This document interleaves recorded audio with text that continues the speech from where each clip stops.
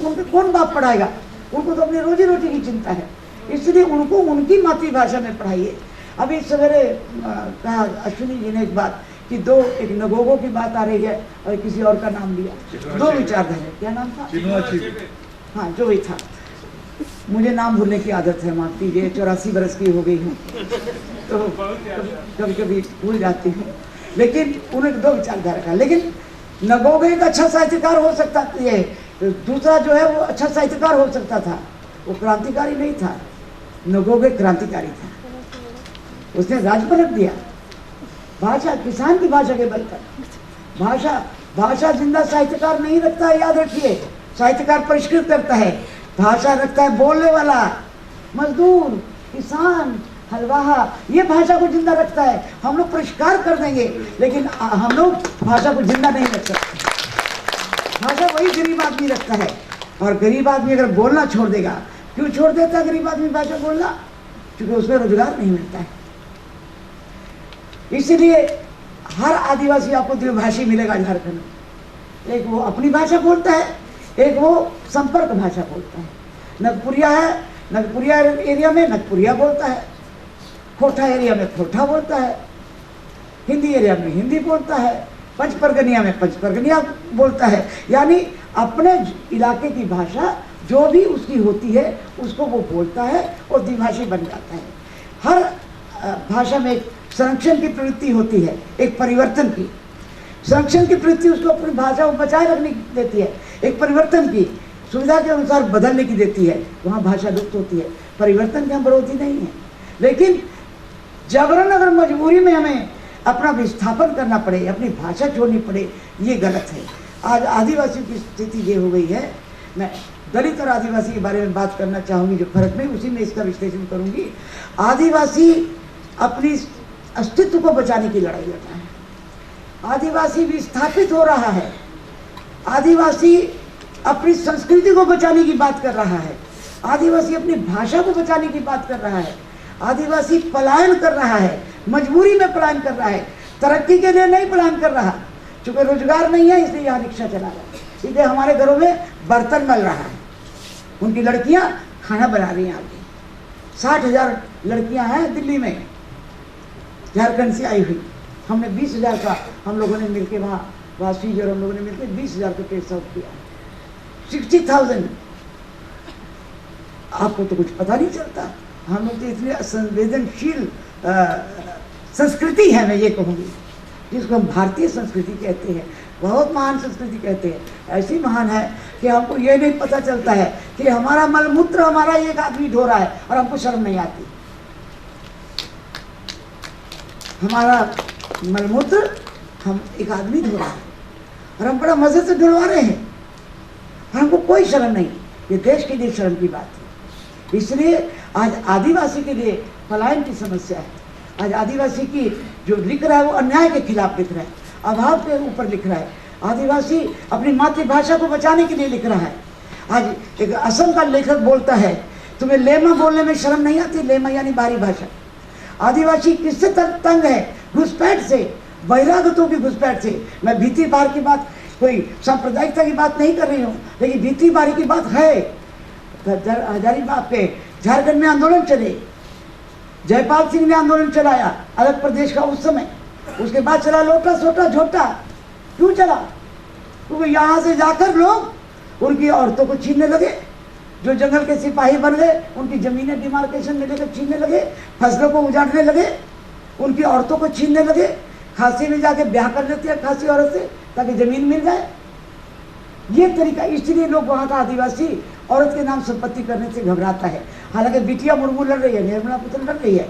हम लोगों ने भी इसके बारे में कहा कि संपत्ति में एक कानून को बदला जा सकता है। मैंने एमएलए होने के नाते उस समय भी एक प्रस्ताव मूव किया था, क्योंकि उस समय किसी मर्द ने पारित नहीं होने दिए, पारित ही नहीं होने दिया। 2 प्रस्ताव में लाई थी, बाकी तो मैंने बहुत कुछ किया, लेकिन ये 2 प्रस्ताव मुझे फेल कर दिया।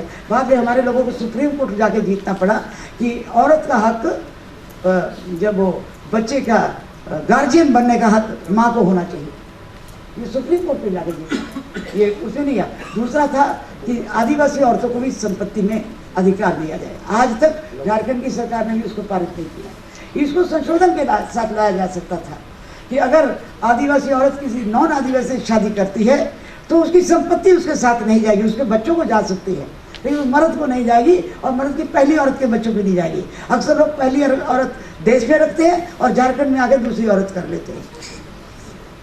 और जहाँ तक नहीं, ये है प्रथा, परंपरा है, उनको ठगने के लिए कर लेते हैं, या दूसरी औरत तीसरी औरत, और वहाँ या कमा के वो खिलाती है, कोयला वो ढोती है और मुंशी बैठ कर खाता है कोयला खजाना में। एक मुंशी अपनी औरत रख लेता है,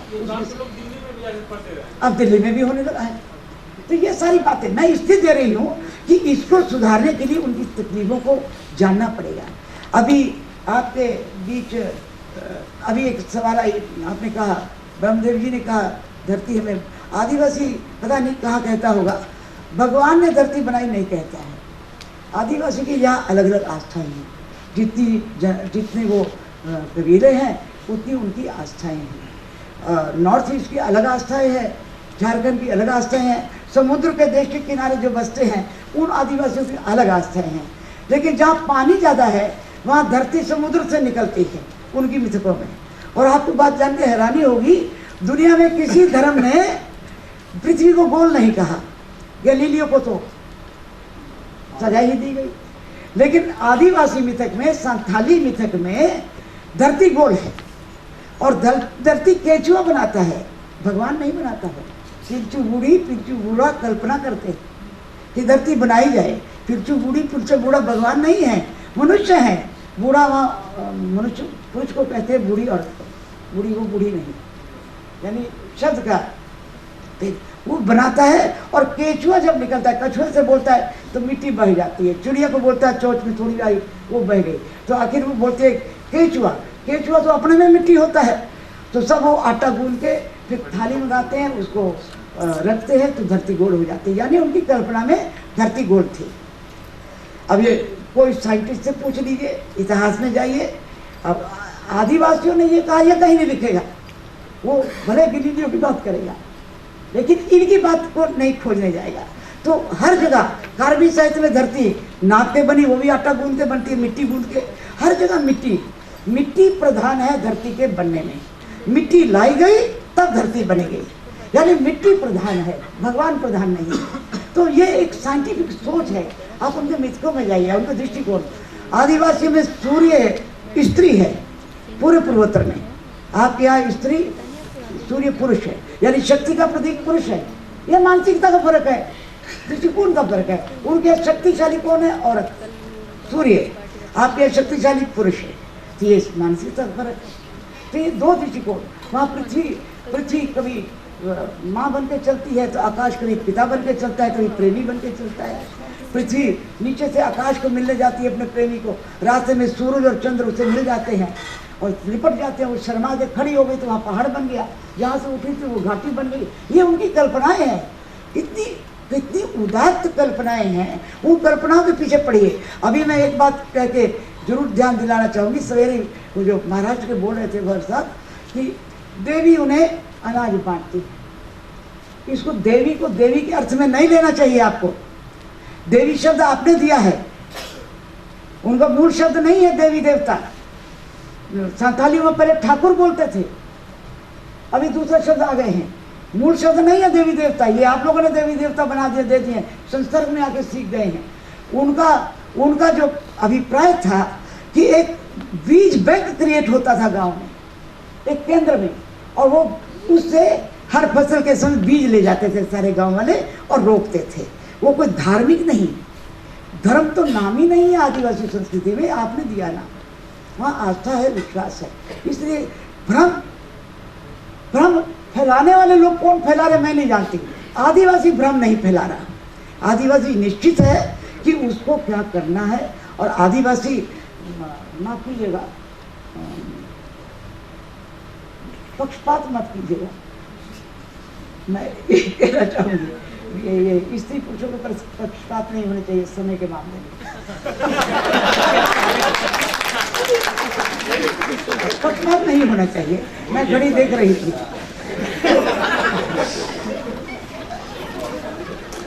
क्लियर कर देनी चाहिए ना बात, क्लियर कर देना चाहिए।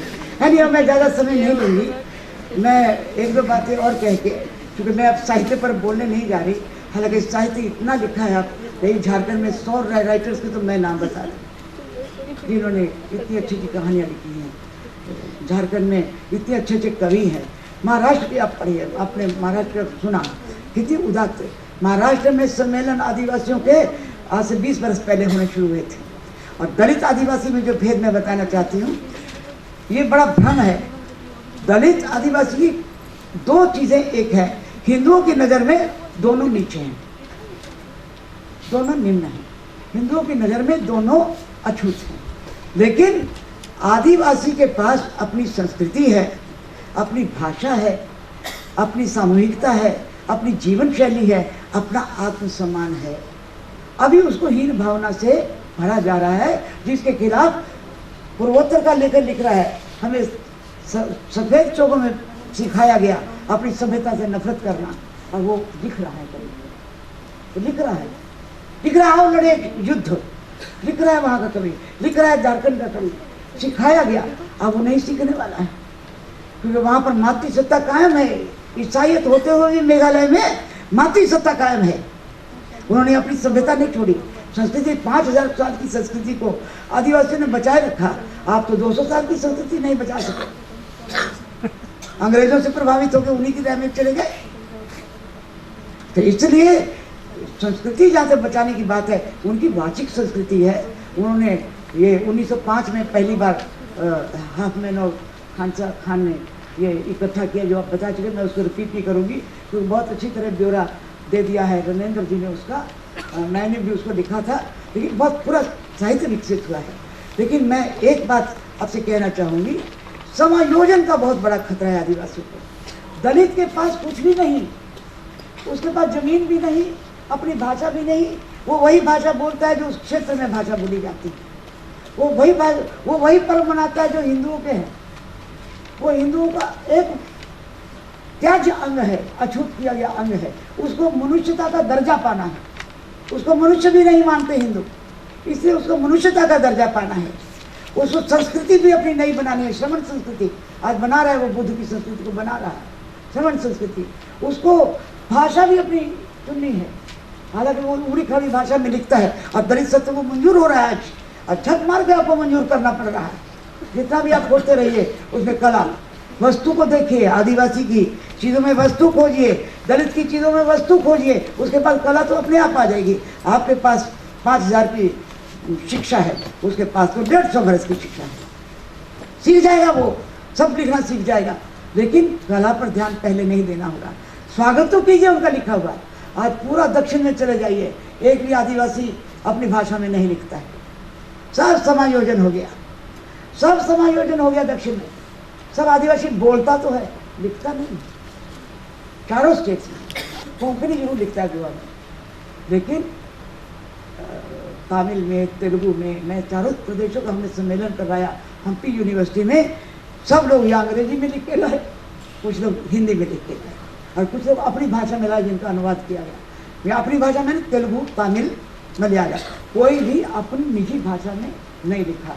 जबकि झारखंड में लोग अपनी भाषा में लिख रहा है, ये एक बड़ी बात है। पूर्वोत्तर में लोग अपनी भाषा में लिख रहा है, ये एक बड़ी बात है। वहाँ उन्होंने अपने आइकॉन्स नहीं गंवाए हैं, उनके आइकॉन है बिरसा। आदिवासियों को अगर साहित्य से प्रेरणा मिलती है तो अपने लोक साहित्य उनका सूत्र है, नींव है, जिस पर वो पाँव रख के आगे समकालीन साहित्य लिख रहा है। उसकी शौर्य गाथा है, उसकी नींव है, जिस पर पाँव रख के लिख रहा है। और हम लोगों ने जो किया है अपनी संस्था के माध्यम से, वो एक काम किया है। जब हम सम्मेलन करते हैं आदिवासियों का, तब हम उनसे नॉन आदिवासी को बोलने ही नहीं देते, केवल आदिवासी बोलता है, ताकि उनकी बात आप सुने, अपनी बात उनको नहीं बताएं। और दूसरा हम लोग ये करते हैं, जब उनके विशेषण छापते हैं तो केवल आदिवासी की लिखा हुआ छापते हैं, उसे दूसरे का लिखा हम लोग नहीं छापते हैं। क्योंकि अभी जितनी भी शौर्य गाथा कहानियाँ आ रही हैं, उनकी लिखी हुई कम से कम 900 आदिवासियों को हम लोग छाप चुके हैं। उन्हीं की लिखी हुई, उन्हीं की भाषा से अनुदित होकर आती हैं। हम लोग हिंदी भाषा में खाली उसको संपादन करके ठीक कर देते हैं, उसका स्पिरिट नहीं बदलते। उनको बोलने तो दीजिए, लिखने तो दीजिए, आएगा। सौंदर्य शास्त्र अपने आप बन जाएगा। सौंदर्य शास्त्र तो बना हुआ है, प्रकृति है उनका सौंदर्य शास्त्र। अभी निग्रह बोला, सवेरे बोला निग्रह, ये यथास्थितिवाद मत कहिए इसको। अब यथास्थितिवाद में देखते जस का तस बात नहीं है। आप प्रकृति में भी सौंदर्य है, चमत्कार नहीं है प्रकृति में। हिंदू शास्त्रों में चमत्कार है।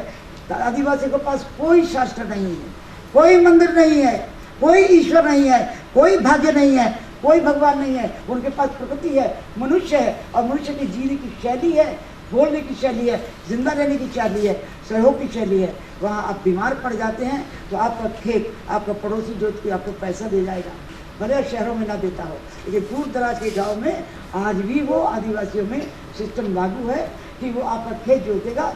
क्योंकि अंग्रेजों के आने से पहले पूरा गांव आदिवासियों के नाम होता था। संपत्ति की कोई भावना उनमें नहीं है, जमा करने की कोई भावना नहीं।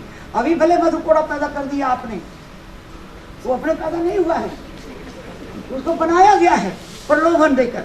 ऐसे बिरसा को भी जिसने गिरफ्तार कराया था तो कुछ प्रलोभन लेके किया होगा। तो इसलिए इस बात को याद रखिए, प्रलोभन, जितने प्रलोभन नॉन आदिवासियों में मिलके जो अपने देश को करते रहे हैं, उसका 100% भी शायद आदिवासियों में आपको नहीं मिलेगा। ये मैं दावे के साथ कह सकती हूँ, क्योंकि वो अभी भी मूल्यों पर कायम है, अपनी वचन पर कायम है, अपनी संस्कृति पर कायम है। और संस्कृति को जिंदा रखने के लिए उनको उनकी भाषा चाहिए, इसलिए भाषा में शिक्षा दीजिए। आइकन अपने गढ़िए, बिरसा है, सिद्धू कान्हू है, उधर नंगवा है, और दक्षिण के भी नीली है, और रानी चन्नम्मा है जिसने अंग्रेजों के खिलाफ, रानी झांसी से 90 वर्ष पहले उसने अंग्रेजों के खिलाफ लड़ाई लड़ी। सब इतिहास खोजिए, जड़ों में जाइए, बहुत कुछ मिलेगा। इसे गंगा साहब मीना जी से मैं कहना चाहूँगी कि साहित्य में बहुत किताबें हैं, जरा पढ़िए, भाषा सीख लीजिए। जोहार जोहार जोहार। रखते हैं तो धरती गोल हो जाती है, यानी उनकी कल्पना में धरती गोल थी। अब ये कोई साइंटिस्ट से पूछ लीजिए, इतिहास में जाइए। अब आदिवासियों ने ये कहा, यह कहीं नहीं लिखेगा, वो भले गिरिजियों की बात करेगा, लेकिन इनकी बात को नहीं खोजने जाएगा। तो हर जगह कार्बी साहित्य में धरती नाप के बनी, वो भी आटा गूंद के बनती है, मिट्टी गूंद के। हर जगह मिट्टी, मिट्टी प्रधान है धरती के बनने में। मिट्टी लाई गई तब धरती बनी गई, यानी मिट्टी प्रधान है, भगवान प्रधान नहीं। तो ये एक साइंटिफिक सोच है। आप उनके मिथकों में जाइए, उनका दृष्टिकोण। आदिवासी में सूर्य स्त्री है पूरे पूर्वोत्तर में, आपके यहाँ स्त्री, सूर्य पुरुष है, यानी शक्ति का प्रतीक पुरुष है। यह मानसिकता का फर्क है, दृष्टिकोण का फर्क है। उनके यहाँ शक्तिशाली कौन है? औरत, सूर्य। आपके यहाँ शक्तिशाली पुरुष है, तो ये मानसिकता का फर्क है। तो ये दो दृष्टिकोण। वहाँ पृथ्वी कभी माँ बन के चलती है, तो आकाश कभी पिता बन के चलता है, कभी प्रेमी बन के चलता है। पृथ्वी नीचे से आकाश को मिलने जाती है अपने प्रेमी को, रास्ते में सूरज और चंद्र उसे मिल जाते हैं और लिपट जाते हैं। वो शर्मा के खड़ी हो गई तो वहाँ पहाड़ बन गया, जहाँ से उठी थी वो घाटी बन गई। ये उनकी कल्पनाएं हैं, कितनी उदात्त कल्पनाएं हैं। उन कल्पनाओं के पीछे पड़िए। अभी मैं एक बात कह के जरूर ध्यान दिलाना चाहूँगी। सवेरे वो जो महाराष्ट्र के बोल रहे थे भर साहब कि देवी उन्हें अनाज बांटती है। इसको देवी को देवी के अर्थ में नहीं लेना चाहिए आपको। देवी शब्द आपने दिया है, उनका मूल शब्द नहीं है देवी देवता। संथालियों में पहले ठाकुर बोलते थे, अभी दूसरा शब्द आ गए हैं। मूल शब्द नहीं है देवी देवता, ये आप लोगों ने देवी देवता बना दिए, दे दिए, संसर्ग में आके सीख गए हैं। उनका जो अभिप्राय था कि एक बीज बैंक क्रिएट होता था गांव में, एक केंद्र में, और वो उससे हर फसल के समय बीज ले जाते थे सारे गांव वाले और रोकते थे। वो कोई धार्मिक नहीं, धर्म तो नाम ही नहीं है आदिवासी संस्कृति में, आपने दिया ना। वहाँ आस्था है, विश्वास है। इसलिए भ्रम फैलाने वाले लोग कौन फैला रहे मैं नहीं जानती। आदिवासी भ्रम नहीं फैला रहा। आदिवासी निश्चित है कि उसको क्या करना है। और आदिवासी, माफ कीजिएगा, पक्षपात मत कीजिएगा, मैं कहना चाहूँगी, ये स्त्री पुरुषों के पक्षपात नहीं होने चाहिए समय के मामले में। पक्षपात नहीं होना चाहिए। मैं घड़ी देख रही थी,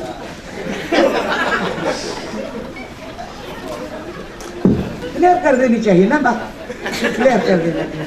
यानी अब मैं ज़्यादा समय नहीं लूँगी। मैं एक दो बातें और कह के क्योंकि मैं अब साहित्य पर बोलने नहीं जा रही, हालांकि साहित्य इतना लिखा है। आप यही झारखंड में 100 राइटर्स के तो मैं नाम बता रही जिन्होंने इतनी अच्छी अच्छी कहानियाँ लिखी हैं। झारखंड में इतने अच्छे अच्छे कवि हैं।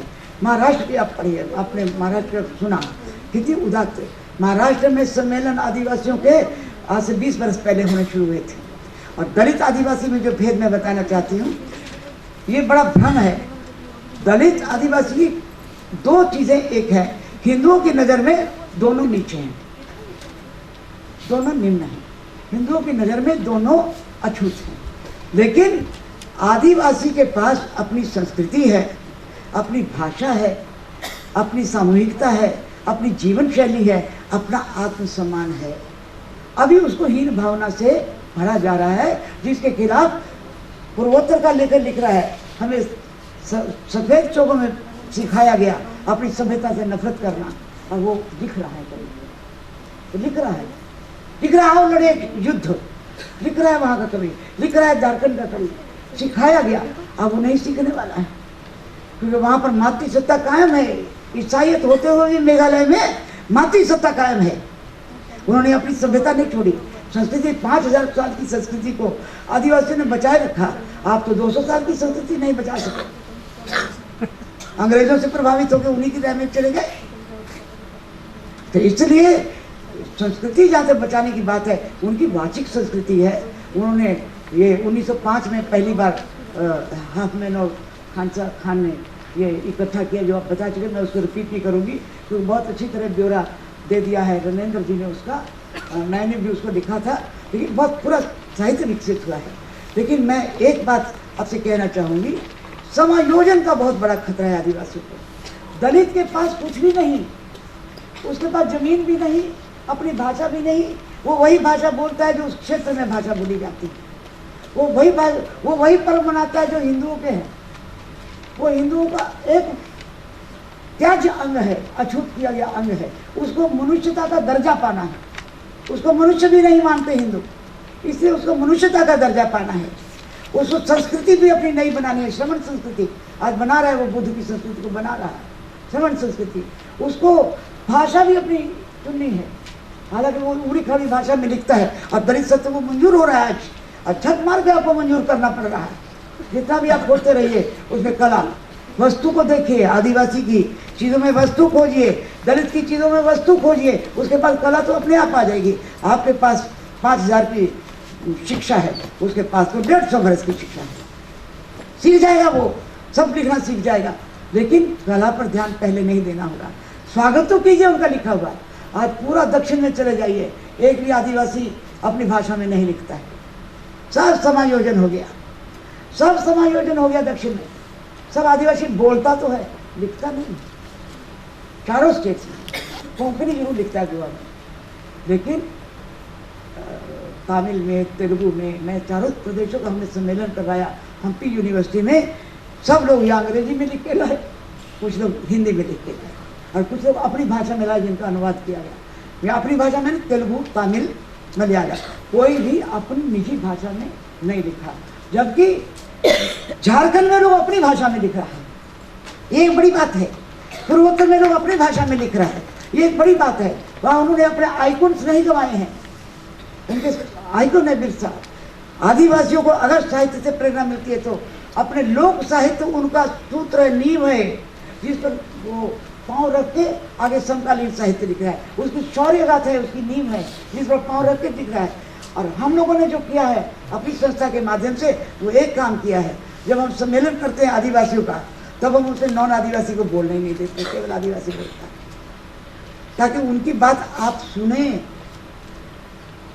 अपनी बात उनको नहीं बताएं। और दूसरा हम लोग ये करते हैं, जब उनके विशेषण छापते हैं तो केवल आदिवासी की लिखा हुआ छापते हैं, उसे दूसरे का लिखा हम लोग नहीं छापते हैं। क्योंकि अभी जितनी भी शौर्य गाथा कहानियाँ आ रही हैं, उनकी लिखी हुई कम से कम 900 आदिवासियों को हम लोग छाप चुके हैं। उन्हीं की लिखी हुई, उन्हीं की भाषा से अनुदित होकर आती हैं। हम लोग हिंदी भाषा में खाली उसको संपादन करके ठीक कर देते हैं, उसका स्पिरिट नहीं बदलते। उनको बोलने तो दीजिए, लिखने तो दीजिए, आएगा सौंदर्य शास्त्र अपने आप बन जाएगा। सौंदर्य शास्त्र तो बना हुआ है, प्रकृति है उनका सौंदर्य शास्त्र। अभी लिख रहे बोला सवेरे बोला निकले, ये यथास्थितिवाद मत कहिए इसको। अब यथास्थितिवाद में देखते जस का तस बात नहीं है। आप प्रकृति में भी सौंदर्य है, चमत्कार नहीं है प्रकृति में। हिंदू शास्त्रों में चमत्कार है। आदिवासी के पास कोई शास्त्र नहीं है, कोई मंदिर नहीं है, कोई ईश्वर नहीं है, कोई भाग्य नहीं है, कोई भगवान नहीं है। उनके पास प्रकृति है, मनुष्य है, और मनुष्य की जीने की शैली है, बोलने की शैली है, जिंदा रहने की शैली है, सहयोग की शैली है। वहाँ आप बीमार पड़ जाते हैं तो आपका खेत, आपका पड़ोसी जोत के आपको पैसा दे जाएगा, भले शहरों में ना देता हो। लेकिन दूर दराज के गाँव में आज भी वो आदिवासियों में सिस्टम लागू है कि वो आपका खेत जोतेगा। क्योंकि अंग्रेजों के आने से पहले पूरा गांव आदिवासियों के नाम होता था। संपत्ति की कोई भावना उनमें नहीं है, जमा करने की कोई भावना नहीं। अभी भले मधुकोड़ा पैदा कर दिया आपने, वो अपने पैदा नहीं हुआ है, उसको बनाया गया है प्रलोभन देकर। ऐसे बिरसा को भी जिसने गिरफ्तार कराया था तो कुछ प्रलोभन लेके किया होगा।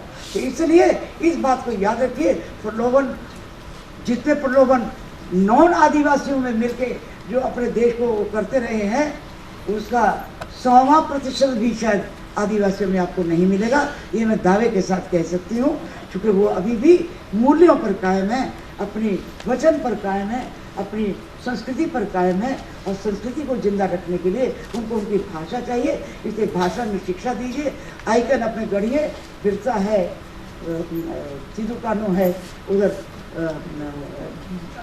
नंगवा है, और दक्षिण के भी नीली है, और रानी चन्नम्मा है, जिसने अंग्रेजों के खिलाफ, रानी झांसी से 90 वर्ष पहले उसने अंग्रेजों के खिलाफ लड़ाई लड़ी। सब इतिहास खोजिए, जड़ों में जाइए, बहुत कुछ मिलेगा। इसे गंगा साहब मीना जी से मैं कहना चाहूँगी कि साहित्य में बहुत किताबें हैं, जरा पढ़िए, भाषा सीख लीजिए। जोहार जोहार जोहार।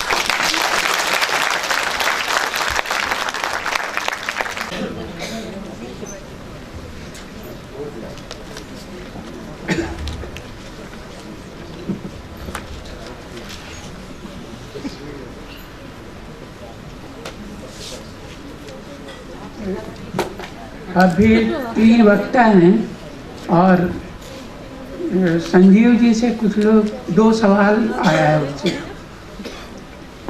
तो हम संजीव जी को पहले कहेंगे उसका जवाब दे दें संक्षेप में, उसके बाद अगले वक्ता को बुलाएंगे।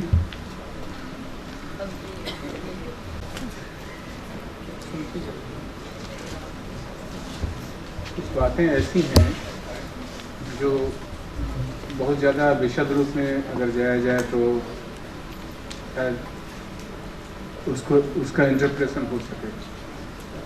मैंने कभी नहीं कहा मुख्यधारा का मतलब श्रवण साहित्य, माफ़ करेंगे अगर इसका मतलब ये अर्थ निकाला गया तो।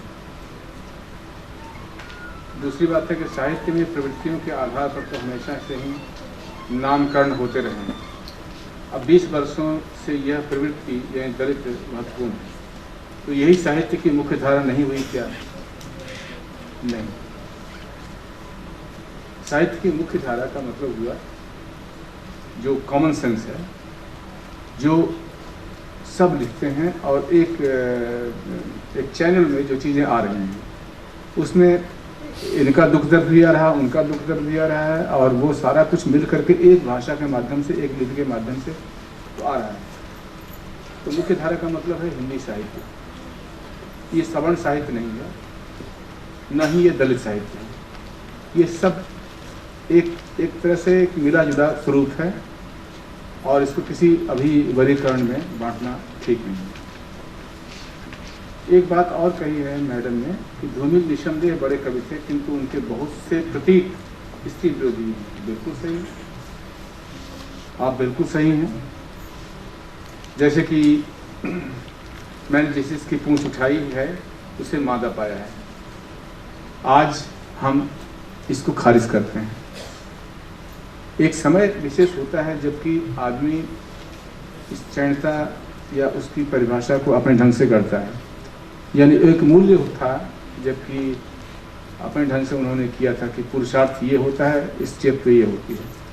आज वो चीज़ें बदल गई हैं, इसलिए आप बिल्कुल सही हैं कि धूमिल की इस बात को हम बिल्कुल नहीं मानते और ये खारिज कर किए जाने योग्य है। यहाँ धूमिल फेल है, लेकिन अपने समय और स्थान के हिसाब से, काल सापेक्ष के हिसाब से एक दिक्कत थी उनके सामने, आज की तरह डेवलप नहीं था वो समय। अरुण कुमार जी का एक ये है प्रश्न है कि आपने कहा कि जो साहित्य आदिवासियों के उन्नयन के लिए लिखा जाएगा वो आदिवासी साहित्य होगा, चाहे उसे लिखने वाला आदिवासी हो या गैर आदिवासी हो।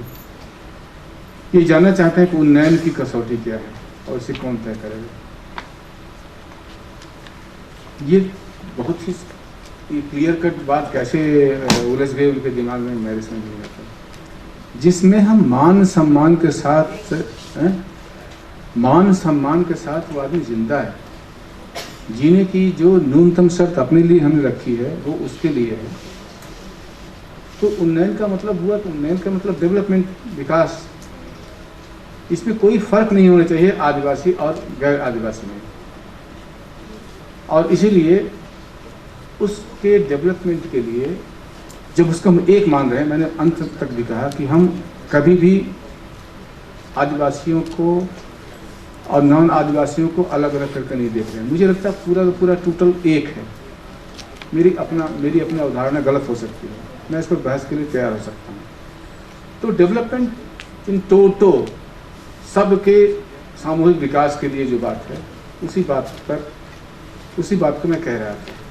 इसमें कोई दुविधा नहीं होनी चाहिए, जिसमें उनका मान सम्मान, रोजी रोजगार और विकास के जो विभिन्न चरण हो, सारे के सारे सुरक्षित रहें।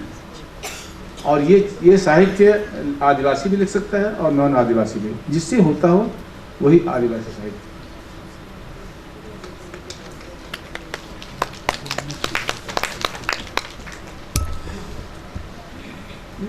ये धूमी वाली पंक्ति है, उसके बारे में हमको याद है कि मुक्तिबोध भी लिखे हैं। ठीक, अब धूमिल पहले लिए या मुक्तिबोध पहले लिखे थे।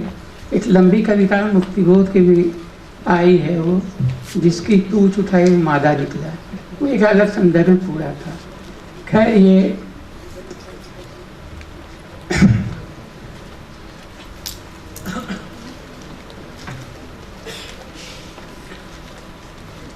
हम प्रोफेसर श्रवण कुमार मीना को बुलाएंगे।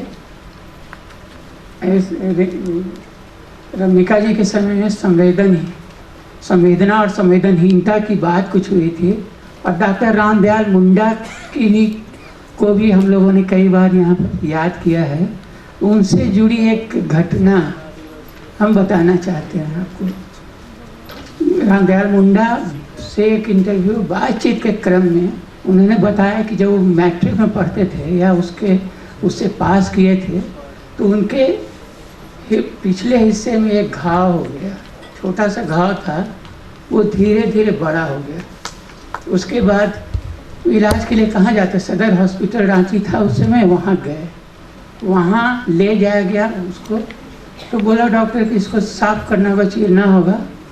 तो रामदयाल मुंडा को उस पर लिटाया गया और डॉक्टर अपना तैयारी करने लगा, उसको चीरा फाड़ी करने का।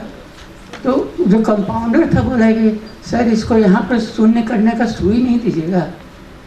डॉक्टर का कहना था अरे छोड़ो, ये बहुत जब्बर जान होता है आदिवासी, इसको कोई ज़रूरत नहीं, बस 4 आदमी पकड़ा और उसके बाद उसका चीरा लगाया।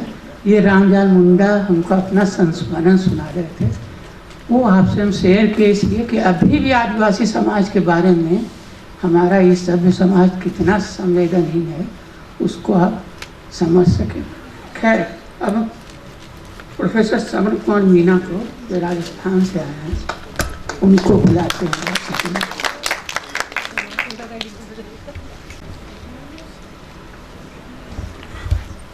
सभागार में उपस्थित सभी विद्वान साथियों और सम्मानित मंच, मैं बड़ी दुविधा में हूँ। मंच पर सभी रचनाकार हैं और मैं एक शिक्षक हूँ, और रचनाकारों के बीच में एक शिक्षक को बोलना, मैं जब से यहाँ बैठा हूँ तब से बड़ी दुविधा में महसूस कर रहा हूँ। और सबने अपने अनुभव और अपनी विद्वता से अपनी बात कह दी है, और अब सब ये देख रहे हैं कि कहीं ऐसा नहीं हो कि मैं भी संजीव जी की तरह या रमणिका जी की तरह आपको बहुत लंबे समय तक बाध्य करूं सुनने के लिए, ऐसा नहीं होगा। गंगा साहब जी से मेरी बात हुई थी तो उन्होंने कहा कि कुछ वर्तमान साहित्य के संदर्भ में जो चुनौतियां आप मानते हैं एक अध्यापकीय दृष्टि से या एक आलोचकीय दृष्टि से, उन पर अपनी बात कीजिएगा। मैं अपनी बात चुनौतियों के संदर्भ में रखना चाहूँगा और यहाँ विराजमान और सामने विराजमान सभी रचनाकारों से या उनका ध्यान आकृष्ट करते हुए उनसे पुष्टि चाहूँगा या उसमें कुछ संशोधन की अपेक्षा करूँगा। मैं कुछ बात समाज की भी करना चाह रहा था लेकिन समय बहुत अधिक हो गया है, इसलिए मैं मेरे इस शोध आलेख का लगभग आधा हिस्सा छोड़ते हुए और सिर्फ चुनौती की बात करूँगा। मित्रों, मैं यहाँ से शुरू करता हूँ कि जो समाज, सृष्टि, धर्म, मनुष्य, खेत, पर्वत, प्रकृति और यहाँ तक कि ईश्वर की स्वीकार को नकार की अवधारणा में, यानी जो प्रकृति के अनुकूल, जो पर्वत के, जो खेती पहाड़, इन सबसे इनके स्वीकार को जीता रहा और जो ईश्वर के नकार को जीता रहा, जो मिथकों में रंग भरता रहा, वो एक साहित्यकार था या एक समुदाय है जो आदिवासी समुदाय है, जो लोक गाथाओं, कथाओं, वार्ताओं, वाचन, कथाओं आदि में वाचन तो करता रहा लेकिन जो लेखन नहीं कर पाया। क्यों नहीं कर पाया, इस पर यहाँ बात हो चुकी है। और जब लेखन नहीं हुआ तो उसका इतिहास नहीं लिखा गया तो हम उसको समझ नहीं पाए। यहाँ झारखंड की बहुत बात हुई है, झारखंड के आदिवासी की बहुत बात हुई है,